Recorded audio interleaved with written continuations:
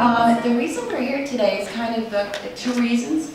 We're celebrating 3 years of helping young moms with breast cancer. It's the very first time that we introduced Genevieve's Helping Hands to the world. And it was the start of everything. And I'm speaking on behalf of the Foundation of First Health, the Cancer Care Fund, and the Clara McLean House. So after about 12 years of planning this wonderful hospitality house for the families and patients of those that are receiving treatment at First Health of the Carolinas, Genevieve was one of our first guests, and we welcomed her about 5 years ago. And for me, after all the years of planning, Genevieve was the first person that really made me understand the magnitude of what we were about ready to embark upon, which was to create this safe and wonderfully restful place and a loving environment for people in dire medical situations. And it includes not only the overnight accommodations, but we have so many groups of support here and special programs for oncology patients. And it's a place where individuals in this community can actually access our own Foundation of First Health Cancer Care Fund. So Genevieve inspired a support group for young cancer patients at Clara McLean House. After she had stayed here, it was perhaps about a year later, and she said, you know, when I'm strong enough, I really want to do something. And she said that she felt that was so important, that the needs of younger people with cancer are unique. And so she inspired that, and she has a lasting impact to this day. The importance of being able to recover at Clara's house has now translated into the recovery grants for many other young women to have the same opportunity through this charity that was established in her name. In my role in the Governor's Office of Public Engagement, sometimes I get to hear from North Carolinians in all walks of life. Occasionally, they have stories of ways they've overcome obstacles and faced tragedy with grace. That was certainly true in hearing from the Rickmeyer family and Genevieve's Helping Hands. Your work and Genevieve's story are inspiring to me, and I know to the Governor as well. So it's my honor to read this proclamation on behalf of the Governor, with the goal of increasing awareness about the unique and heartbreaking challenges for young mothers and their families as they face breast cancer. So here's the proclamation. Young Mothers with Breast Cancer Awareness Day 2017 by the Governor of the State of North Carolina, a proclamation. Whereas, young mothers with breast cancer are an often overlooked and underserved group of breast cancer patients. And whereas, a diagnosis of breast cancer can be devastating to any woman, but is most unexpectedly and unusually challenging to young mothers and their families whose unique medical, social, emotional, and financial needs frequently go unrecognized by the medical and social services in charge of their care. And whereas, young women who develop breast cancer have their initial symptoms or frequently ignored or explained away, so that when they are officially diagnosed, it is often at the advanced third or fourth stages. And whereas, young mothers attempting to manage the emotional and physical toil that accompany the symptoms and treatment of breast cancer require special consideration and support as they navigate the impact of their illness on themselves as well as their children and families. And whereas, Genevieve's Helping Hands, Inc., a 501c3, was established to meet the needs of young mothers with breast cancer in the name of Genevieve Sonia, who died of breast cancer just before August 18, 2013, her 35th birthday.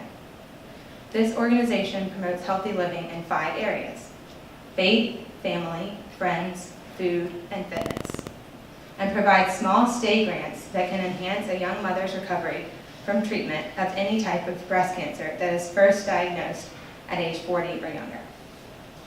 And whereas, the state of North Carolina recognizes the need to create public awareness for young mothers with breast cancer and to generate support for organizations already working to alleviate the struggles they face.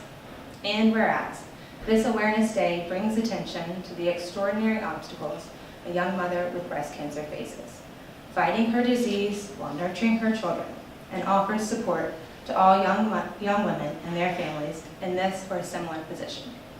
Now, therefore, I, Roy Cooper, Governor of the State of North Carolina, do hereby proclaim August 18, 2017 as the Young Mothers with Breast Cancer Awareness Day in North Carolina, and commend its observance to all our citizens. My name is Elise Hamilton Childress. I'm with the North Carolina Council for Women and Youth Involvement. We're under the Department of Administration that do work related to women's issues such as domestic and sexual violence and human trafficking. But our overall mission is to advance the status of women, girls, and families in North Carolina. So when we have the opportunity to extend support to community groups such as Genevieve's Helping Hands and learn more about what they're doing and how important issues such as young mothers with breast cancer are in our state, it's just really an honor and a privilege to get to embrace that part of our mission. Our awesome panel, I am going to ask that you each start by telling us a little bit about yourselves. Hi, I'm Allison Smith. I'm from Durham, and I was diagnosed with breast cancer 4 years ago at age 36. At that time, my sons were ages 6 and 3, and my daughter was 1. I went through chemo, surgery, radiation over a 7-month period at UNC Lineberger, and I was at the time a stay-at-home mom and with no family in town, so we relied a lot on friends for meals, and our family came in from out of town during my chemo. But I am here because I was part of a Survivors Coalition support group that Katarina started in Chapel Hill. So, thank you. Hi, I'm happy to be here today to speak about this important topic. My name is Katarina Gamitter. I am a mother, a wife, a daughter, a sister, a friend, a wellness advocate, and a young breast cancer survivor. I actually had the opportunity to meet Genevieve at the YSC conference in New Orleans, and that was years ago after her initial diagnosis. And in my brief meeting and discussion with her, I could feel her positive energy and her strength. And it was a beautiful thing to walk away with, and I was very saddened to hear about the passing. At the age of 32, I was diagnosed with stage 2B triple negative breast cancer. My children at the time were 2.5.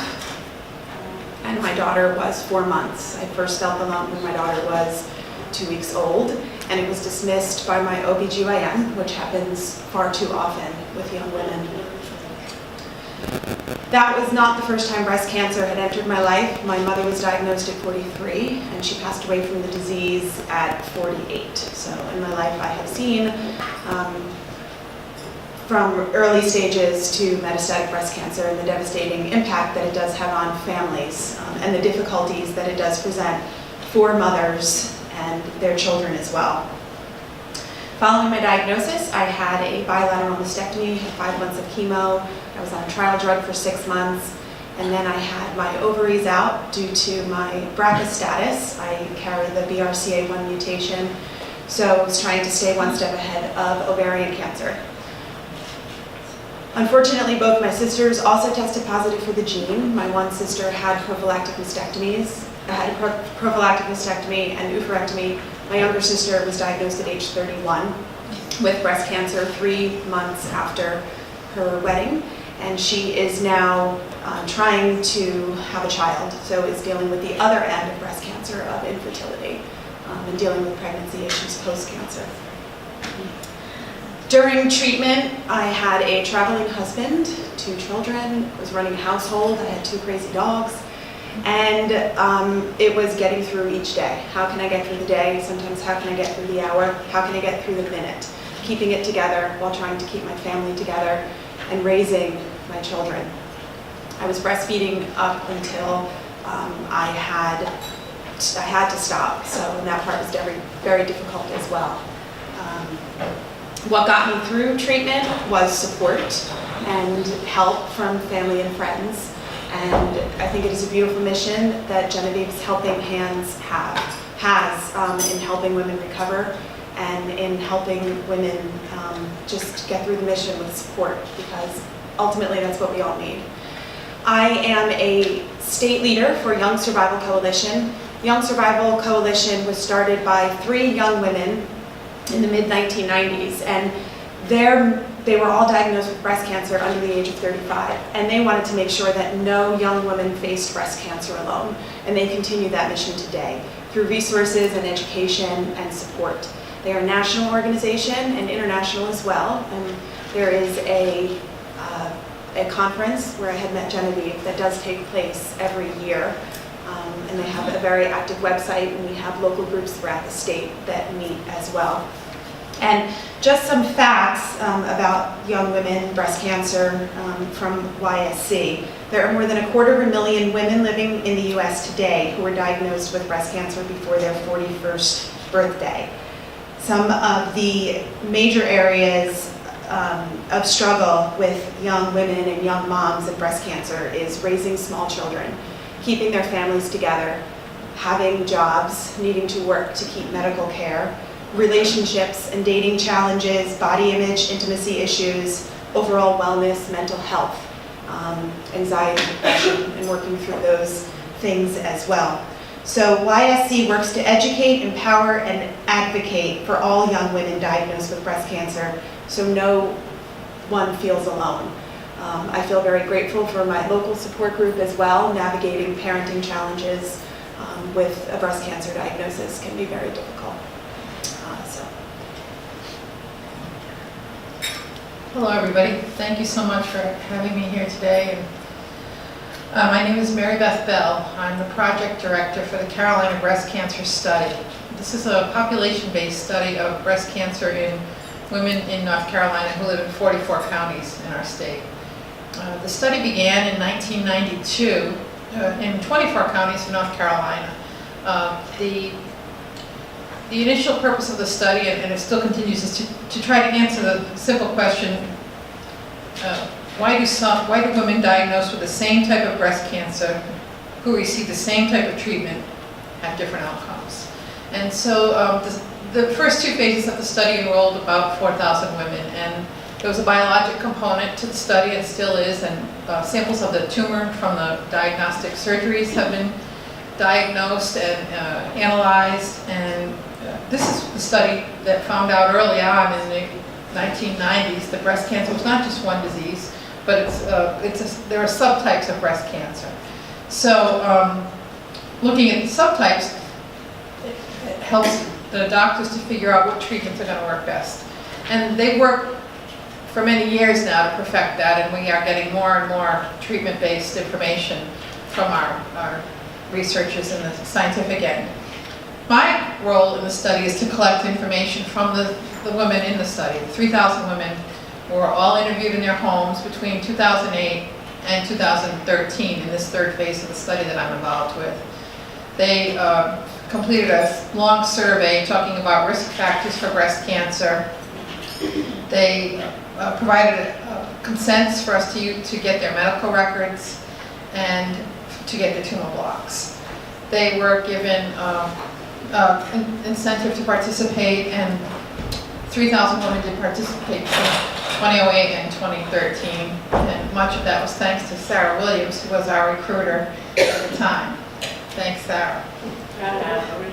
We are interviewing these women every year now to collect more information about the treatments that they're getting, as well as the outcomes that they're having with regard to these treatments.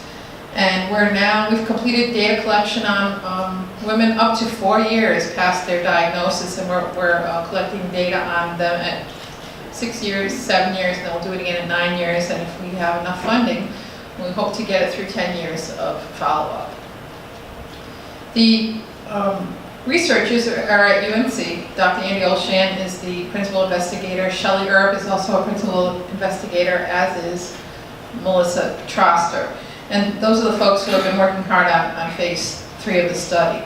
Back in '92, when the study began, Dr. Bob Milliken was the investigator of the study, and he spent his life devoted to breast cancer research. He passed away in 2012. And we are all working hard to live up to his legacy. Over 100 publications have come about as a result of the data that's been collected thus far from the study. And I have I've dropped off a little handout about the study at everybody's seat, as well as a bookmark, and we shared this bookmark with all the study participants when we met with them in their homes. There's also quite a few breast cancer resource directories roaming around out there at the tables. I didn't have enough for everybody. This directory was something that was created in response to the women who way back in 1992, 93, 94, who were the initial study members, asked about resources for breast cancer. So the book was created back in the early 90s, and then the 4th edition with our efforts was put together in 2007, 2008, 2009, right around that time. This is probably going to be the last printed version of this document because, you know, once something's printed, it becomes obsolete. And so while it's beautiful and the information in here just keeps changing as far as where the resources are. It's a county by county resource. The articles, however, are still relevant, and the book itself has a lot to offer. So that's why I brought copies of it for folks to please feel free to take home. What else can I tell you? The study, the third phase of the study was named for Jeannie Hopkins Lucas, and she was a strong advocate for breast cancer research. She had her treatment at UNC. She was also the first African American female North Carolina senator, and she unfortunately died of breast cancer at the age of 71 in March 2007. Her husband allowed us to use her likeness and her story to share with folks about the study. And this phase of the study is also regarding racial differences in breast cancer. So we have this large component where we enrolled half African American and half non-African American, mostly white women, into this phase of the study so that we could look at the differences in treatment and in access to care and in outcomes for those women. So I think that's enough for me. Thank you. Hi, my name is Linda Shaw, and I also work for the Carolina Breast Cancer Study. I've been there a little less than a year, came up October of last year, and actually, I don't want to say I'm taking Sarah's place, but I am attempting to follow in her steps, and they still ask about how Sarah is, and they definitely miss talking to Sarah, but my role is to talk with, do the surveys over the phone with women, and I consider it a privilege to talk with so many women about their breast cancer experiences. Many of them are young mothers with young children, so it definitely is an honor. I was very excited to be able to work for the study because I also am a breast cancer survivor, ×2. My first diagnosis was when I was 45 years old. And at the time, my children, I have 2 boys, one was in 6th grade and one was in 8th grade. And I was stage 1 breast cancer, had a lumpectomy, chemotherapy and radiation in 2008.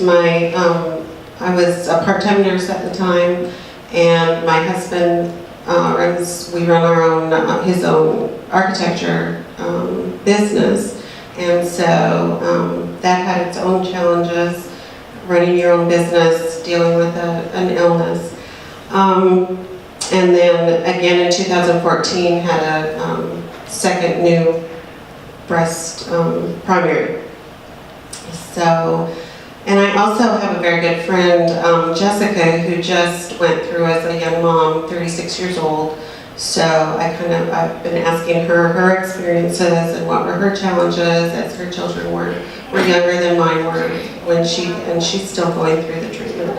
So I have her perspective as well. How do issues with children and childcare affect treatment for a young mother with breast cancer?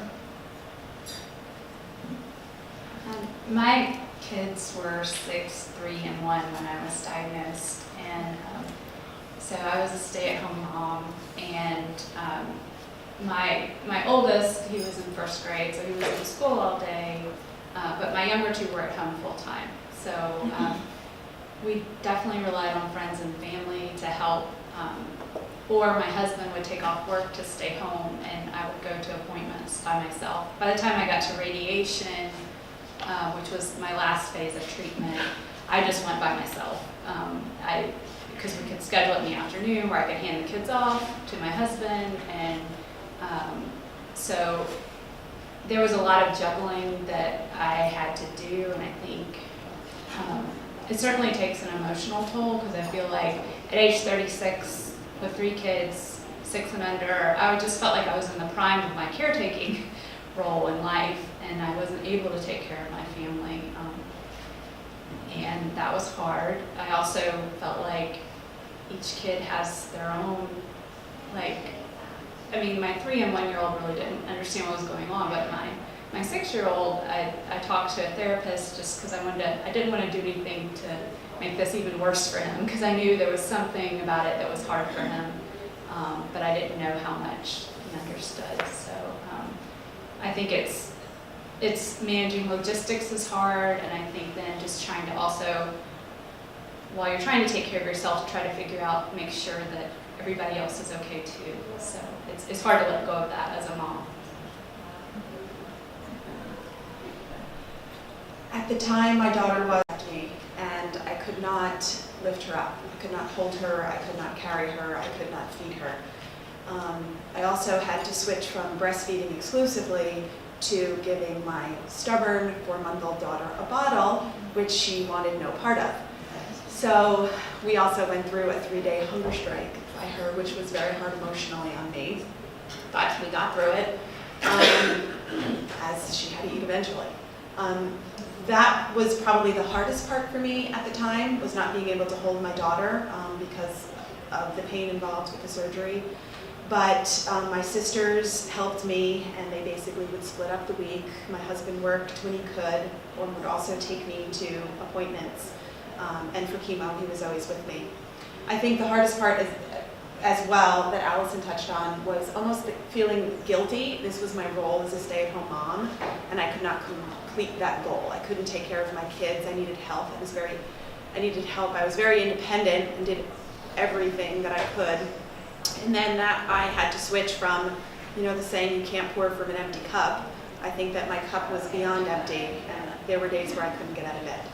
So I think having children that weren't in school was very challenging, and we got through the best we could. I wouldn't say it was always a healthy way to get through things, but I do think that it poses real issues, especially for women that do need to work as well. How to manage getting to treatment and having those issues covered.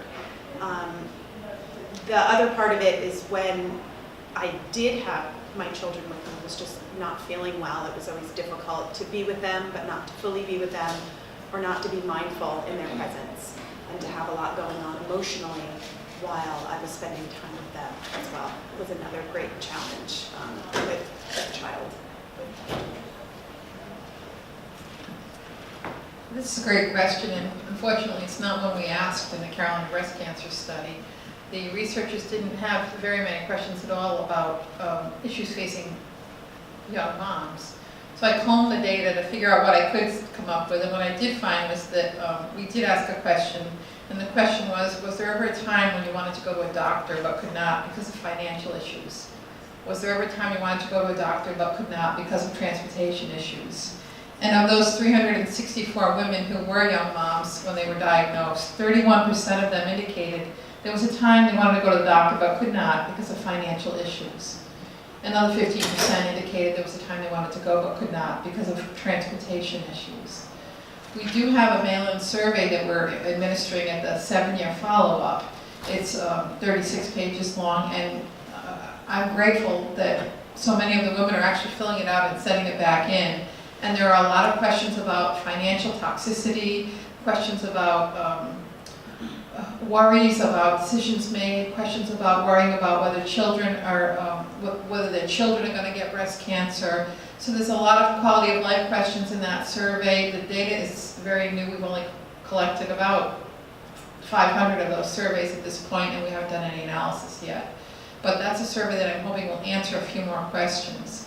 I also tried to find, when Sarah asked me for some statistics about the number of women who have been diagnosed with breast cancer who are mothers, and I wasn't able to find that on a statewide level, that information. So I'm not sure if anyone else knows where to look for that, but it would be interesting. I think we only have anecdotal information about the number of women with breast cancer who happen to be mothers, young moms, and it's a shame that we don't have more specific information about that. I can answer this a little bit personally. As a family that had their own business, whenever my husband had to take off to help me, if he isn't working, he isn't getting paid. And so financially, it was a very large stress. And at first, I think some of you can relate, you get a lot of support at first from family and friends, and there's a big inrush of casseroles and help. But then as you continue to deal with it, people have to get back to their own lives, and you're kind of having to deal with it as a family. And I can remember my parents came at first. They go 3,000 miles away, so they came for several months. But they had to go back home, and the last chemo treatment that we had, I just have to tell you a humorous story. We went to the last chemo treatment, and as I'm walking in the door to my chemo chair, my son calls me and says, "Mom, I have spots all over my body." And I'm like, oh no.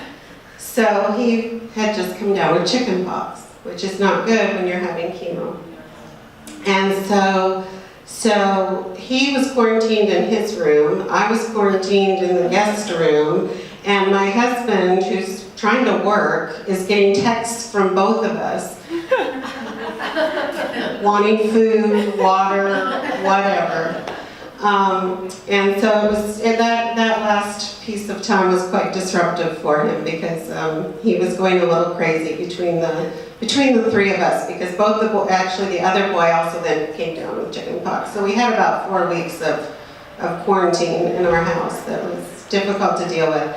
But also my friend Jessica, who was 36 when she was diagnosed, and she had small children, and so I asked her to let me know what her challenges were as a young mother. And her children were, her girl was 9 and Jacob was 11, and she was a single mom, and she again said financially it was very challenging. She didn't have insurance for 18 months.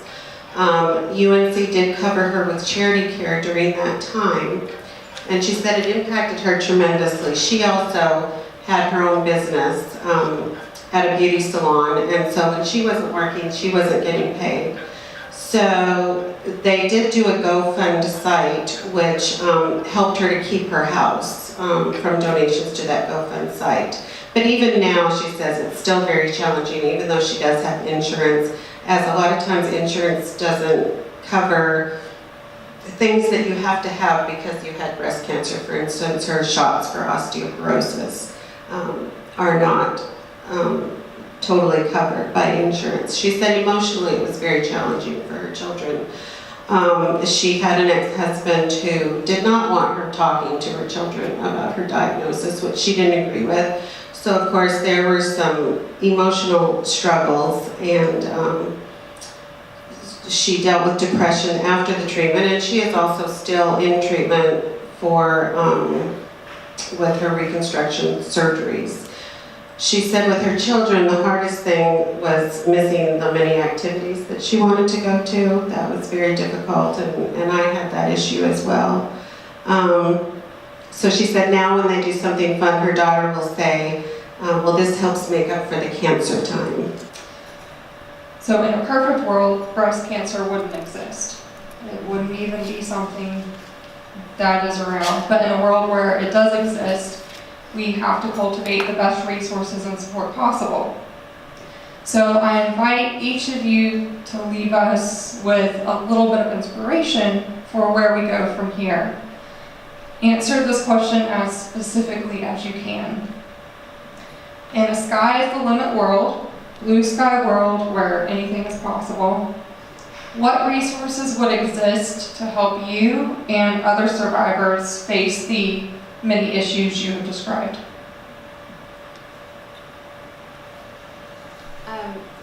This is very pie in the sky, but I would love if we have so many different kinds of clinics at our treatment centers, but if we had either a family resource center that was just sort of geared at helping people with transportation, childcare, and also identifying financial help, because I really do think, I think that's hard for people to talk about. Even if you have insurance, the bills keep coming long after you finish treatment.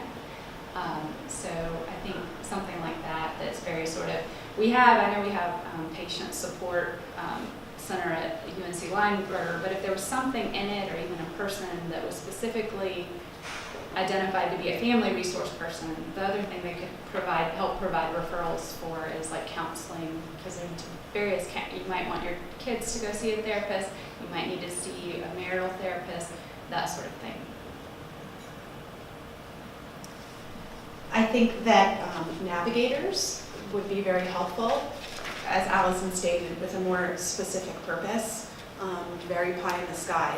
But there are lactation consultants, and young women from our support group explain that in Europe, when you have a baby, that a nurse comes to your house and makes sure that you know how to take care of that baby.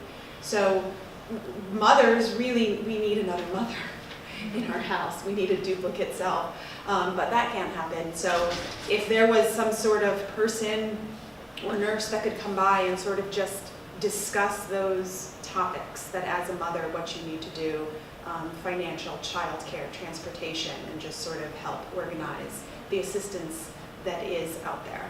I think that could be very useful. And also peer support. I think that as women connect with other women, we generally are connectors, to just help learn from other people's experiences. So if young mothers are paired with other young mothers that can help them through the process, I think that could be very helpful. Be covered, whatever it was that you needed to do, you'd be covered for it, and you wouldn't have to hunt around and refile and lose insurance and get insurance. So if that financial piece could be removed, I think people could focus a little bit better on getting better. I have two things, and it goes along with what everyone is saying. Jessica especially said the financial piece was just so overwhelming to her, and if it could just be covered 100%, how wonderful that would be. And I know that's pie in the sky, but that certainly would be wonderful. The second piece I think that would be wonderful is if our treatment plans allowed for a counselor for the family, for not just the mom, but for the kids. When I was telling my boys that I was coming to this, my oldest child, who's an English major in grad school, I said, just send me a couple things about what your experiences were and what would have been helpful. And of course he sent me a whole essay, 2 pages. So I won't read that unless anyone requests it, but the thing that he said that I think hits home for the children is that he said, though you've always been an excellent mother and I was always proud of how you handled your cancer, I think that it could have helped 14-year-old me to be sent to talk to a counselor or a therapist where I might have been given a safe space to talk about how I felt. I was afraid to talk to you because I didn't want you to worry about me. I didn't want to talk to Dad because I still felt deeply uncomfortable talking about my feelings with my father.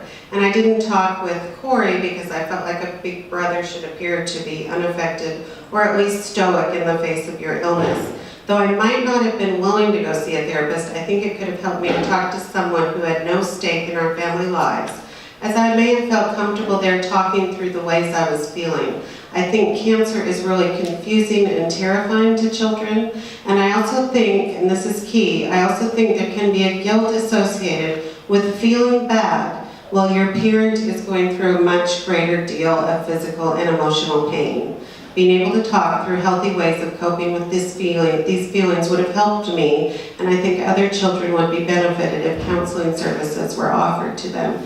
And that's also what Jessica said. She said that you really had to seek it out to find counseling help, and a lot of times it was not covered in the insurance plan, and it would have helped her tremendously with her family issues to have that counseling piece there without having to search for it. I think this information sharing is really important. I think when we started this charity, the very first thing we did is we went into Genevieve's database and pulled up everything that she had, and that was the very start of our resources. So what I'm hearing from all of you, and the other thing we're hearing is that if you're sick, who wants to sit at a computer? Anyway, you know, you might be on a chemo, you can't even focus your eyes, let alone be tired, or what's going on. So that's I think the goal is getting information, what you're trying to do to get it to the patient right away.